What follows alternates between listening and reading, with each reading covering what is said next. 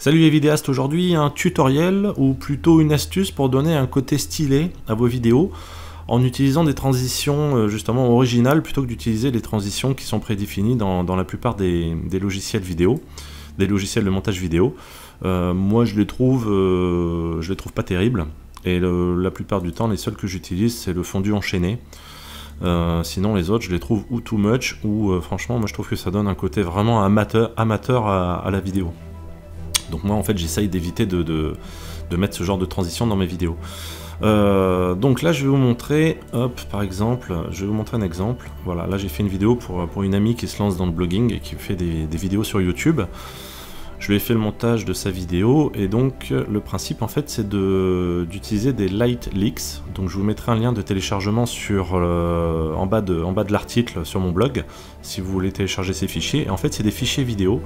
Alors je vous montre le principe, par exemple celui-ci, voilà. Et c'est des fichiers vidéo, voilà, créés. Alors vous pouvez les créer vous-même.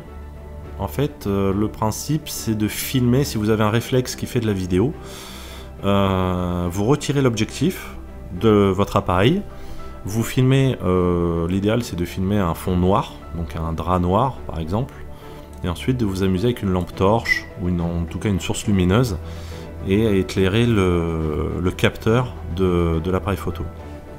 Et vous obtiendrez ainsi ce qu'on appelle aussi des traînées lumineuses, voilà, qui peuvent éventuellement donc vous servir pour faire des transitions vidéo.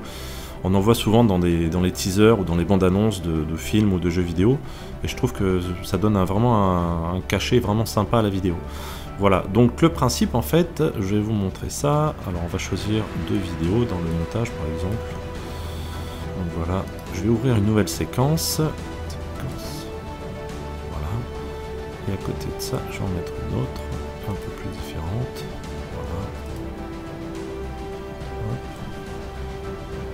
Voilà, donc là vous collez dans la séquence. Donc là je le fais, ça c'est justement une technique que vous pouvez utiliser sur n'importe quel logiciel de montage du moment où il y a plusieurs pistes vidéo. Hein. Il ne faut pas nécessairement avoir Adobe Premiere Pro pour pouvoir le faire. Voilà, une fois que vous avez mis vos deux fichiers l'un à côté de l'autre, voilà, là vous voyez, hop, donc là ça tourne un petit peu, on va raccourcir un peu là. Histoire que ça soit propre. Là on va retirer le son, on s'en fout. Hop. On les colle. Et ensuite vous allez chercher donc les transitions. Donc on va prendre celle-ci. Voilà. En fait l'idéal, voilà, il faut repérer en fait le moment où en fait l'écran devient blanc. Parce qu'en fait la transition va se faire à ce moment là quoi. Donc par exemple je vais prendre le move, le 2, je le prends, hop, je le glisse sur la timeline et là je vais essayer de trouver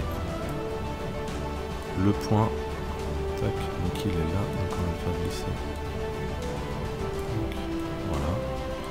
Donc là par défaut on ne voit pas la vidéo en dessous, donc là on reste cliqué sur le fichier vidéo. On va dans l'option d'effet, opacité, et là, dans le mode de fusion, on va modifier, et on va mettre écran. Tac. Voilà, et là, la transition commence, hop, hop, voilà le principe. Je vous montre en temps réel.